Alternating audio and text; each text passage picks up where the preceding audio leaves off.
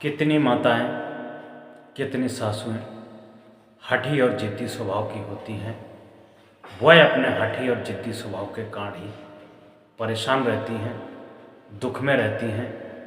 एक बात सदैव याद रखना, तुम्हारा हठी स्वभाव, जिद्दी स्वभाव ये तुमको दुख के गड्ढे में ढकेलता है। क्योंकि मानव मस्तिष्क ऐसा है जो किसी के क्रोध, अहंकार को देखना नहीं चाहता है, खुद लड़ने के लिए तैयार हो जाता है, मर मिटने के लिए तैयार हो जाता है। घर में समता सुमित के साथ रहें। घर में सबसे ज़्यादा सासू अगर प्यार करे तो अपनी बहू को करे, अपने बेटे को करे, अपने परिवार के कुल कुटुंब को करे। बहू की प्रशंसा करे कि बहू हमारा कितना ध्यान रखती है, कितनी सेवा करती है, कितना परोपकार करती है। लेकिन अक्सर 90% ऐसा नहीं देखा जाता है। माताएं बहू की प्रशंसा ना करके अपनी बेटियों की प्रशंसा करती हैं। बेटियों का दुख उन्हें दुख लगता है, बहुओं का दुख दुख नहीं लगता है। यही मूल कारण है सास और बहू के झगड़े का।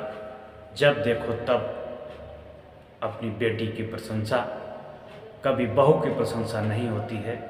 वहीं पर बहू का मन दुखी होता है कि सासू के लिए इतना सब कुछ किया, लेकिन ये हमारा गुणगान नहीं करती है, सिर्फ बेटी का गुणगान करती है। इसलिए बहू की सेवा करो, क्योंकि बहू को लक्ष्मी कहा गया है, दुर्गा कहा गया है, रंभा जगदम्बा कहा गया है, पालनहार कहा गया है, कुल को तारने वाली कहा गया है, घर की लक्ष्मी मान मर्यादा कहा गया है। लेकिन बेटी को कुछ नहीं कहा गया है। मैं किसी व्यक्ति विशेष के लिए नहीं कह रहा हूँ, ये व्यक्ति सामाजिकता पर सभी पर लागू होती है। सभी बेटियाँ आगे चल के बहुएं बनती हैं।